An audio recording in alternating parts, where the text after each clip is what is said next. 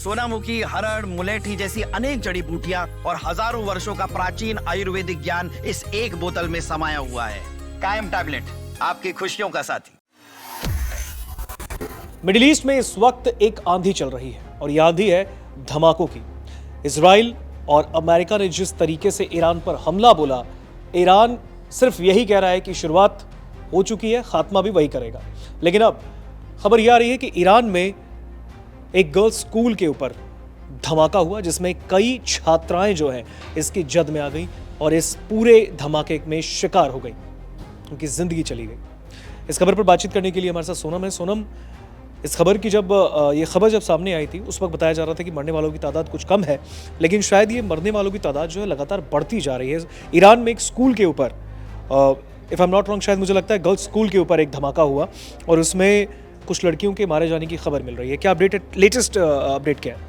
बिल्कुल, यहाँ पर ऋतिक, दरअसल ईरान के मिनाब शहर की बात करें तो यहाँ पर लड़कियों का जो स्कूल है उस पर इजराइल और अमेरिका की तरफ से जो हमले किए गए हैं उसमें जो मरने वालों की संख्या वो बताई जा रही है कि वो बढ़कर यहाँ पर 53 हो गई है। और अगर हम ईरान की जो सरकारी समाचार एजेंसी है उसकी रिपोर्ट की बात करें तो उसमें बताया गया है कि हमले में जो है 45 और लोग भी जो हैं वो घायल बताए जा रहे हैं। और ये हमला उस बड़े सैन्य अभियान का हिस्सा है जो हमने देखा कि इजराइल और अमेरिका की तरफ से यहाँ पर साझा ऑपरेशन किया गया और ईरान पर जो है हमले किए गए, मिसाइलें दागी गई और दक्षिणी प्रांत हरमोज़गान के मिनाब शहर में ईरान की रिवॉल्यूशनरी गार्ड का एक यूनिट मौजूद है जिसे संभवतः टारगेट बनाया गया था। लेकिन स्कूल पर सीधा प्रहार होने से नागरिकों, खासकर यहाँ पर जो बच्चियां हैं, उनकी जान चली गई है और जो मौत का आंकड़ा है वो कहा जा रहा है कि वो बढ़ता ही जा रहा है। और यहाँ पर बता दें कि गवर्नर मोहम्मद रामदेहर ने ये कहा है कि शाजर तेबे गर्ल्स स्कूल पर हुए हमले में यहाँ पर जो है कई लोग घायल हुए हैं और साथ ही जो मरने वालों की संख्या है वो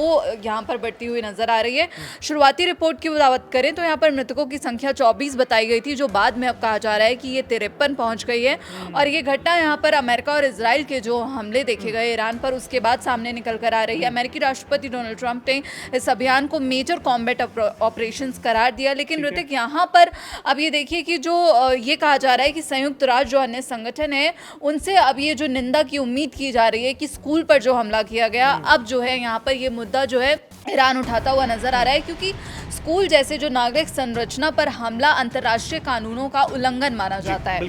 और यहाँ पर लगातार जो है ईरान, इजराइल और अमेरिका के बीच जो तनाव है वो अब बढ़ता हुआ नजर आ रहा है। जो परमाणु कार्यक्रम पर बातचीत चल रही थी, हमने देखा अमेरिका और ईरान के बीच, लेकिन उसी बीच अब यहाँ पर जो बड़ा अटैक इजराइल और अमेरिका की तरफ से देखा गया। हालांकि ईरान ने भी अमेरिका के जो बहुत एयरबेस हैं, अगर हम बात करें तो कतर, दोहा, तो यहाँ पर जो भी अमेरिकन एयरबेसेस मौजूद हैं वहाँ पर हमला किया। और ईरान ने अपना इरादा साफ कर दिया है कि जब तक हम बदला नहीं लेंगे, जब तक दुश्मन हार नहीं मान जाता, ये हमले जारी रहेंगे। वहीं इजराइल और अमेरिका की तरफ से भी यही कहा गया है कि हम मुंहतोड़ जवाब देते हुए नजर आएंगे। बिल्कुल, देखिए जिस तरीके से ये पूरी खबर अभी आपने समझी, ईरान जो है, ईरान ने साफ तौर पे कहा है कि इस जंग का खात्मा ईरान ही करेगा। लेकिन सबसे बड़ी बात यहाँ पर यह है कि जिस तरीके के धमाके हुए एक स्कूल के ऊपर, बताया जा रहा है कि धमाका जिसमें कई छात्राएं, मरने वालों में छात्राओं का नाम ज़्यादा शामिल है, कई जो स्कूल के स्टाफ हैं, कुछ टीचर्स हैं, वो भी इस पूरे घटना में जख्मी भी हुए हैं, वो भी घायल हैं और उनकी भी तादाद बढ़ने की ये जो है खबर बताई जा रही है। फिलहाल इस पूरी खबर पर आपका क्या कहना है, कमेंट सेक्शन में हमें बताइए।